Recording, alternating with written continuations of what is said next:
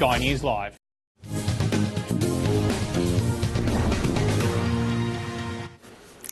Now, there'll be a new face on Sydney's Clarence Street as construction at Barrack Place draws to a close later this year.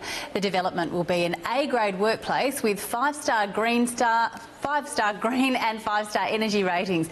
The project is being owned and managed by Investa, and joining us now to tell us all about Barrack Place is Development Manager Hugh Irving. Hugh, welcome to you. Thanks for joining us. Thanks, can you just start by telling us a bit about this project? Yeah, so Barrack Place is located at 151 Clarence Street in the Sydney CBD, and it's going to be a workplace of the future.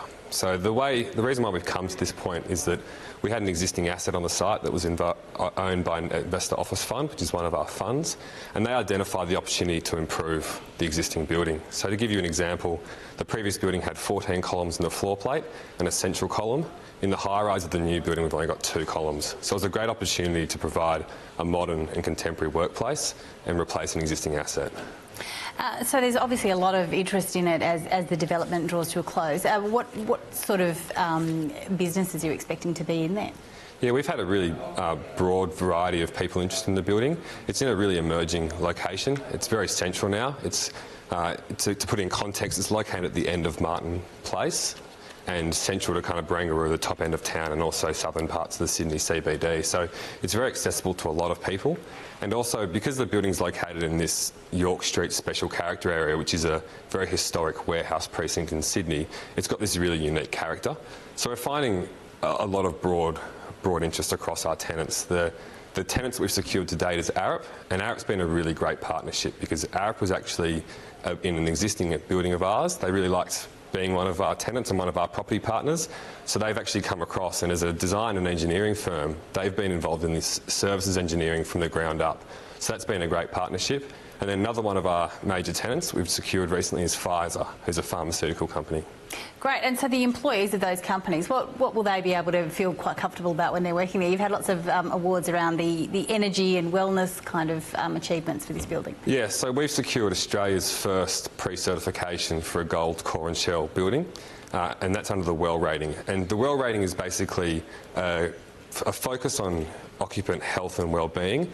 And by getting this pre-certification, what we're doing is integrating into the development and for our tenants the ability to maximise their health and wellness through various initiatives. So we've got advanced air filtration, we've got increased natural light, and we've got a lot of material selections that are proven to be good for mental health and well-being and calmness.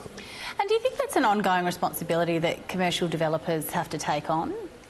Yeah, look, I mean, each building and development is different, and you've always got to look at the context and the local market and who it's appealing to. And I think we saw an opportunity here to really lead the industry and get Australia's first pre-certification.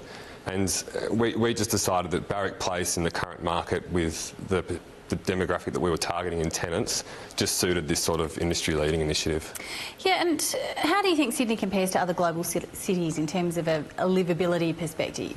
Yeah, I mean, Sydney's a great place to live. We all live here because we love it. If you look at something like the Mercer Index, they put us at around 10th in the world globally. The things that we do really well at are a great environment. We've also got a strong brand presence in terms of appeal because of the beautiful environment which we live in. We've got a really strong job market, and part of the responses to some of those strengths of Sydney is acknowledging that we've got a changing workforce demand. So if you look at our higher education, which we're quite strong at globally, creating a dynamic workplace for that future workforce that is very highly educated. If you look at our natural environment, doing a lot of the initiatives that we've got, for example, we're connecting to the Kent Street bicycle lane, and we're providing these end-of-trip facilities that are actually 50% greater in quantity than the industry standard. So that's things like having showers, lockers and bicycle racks, and that's all about encouraging people to commute through alternate methods apart from public transport and driving, and that's embracing some of those things that we're really strong at, like the great environment we have. Right, and when's construction due to finish? So we're forecast for completion at the end of this year, so October 2018, and progress is going really well, up to level 12 at the moment, so the building's coming out of the ground and it's pretty exciting to see. Yeah, and so the tenants will be in by the end of the year, you hope? Or? Yeah, the tenants have staggered, so they've got their fit-out periods to do, but by kind of early to middle next year, their fit-outs will be in, they'll be fully operational, and we'll have a nice full building.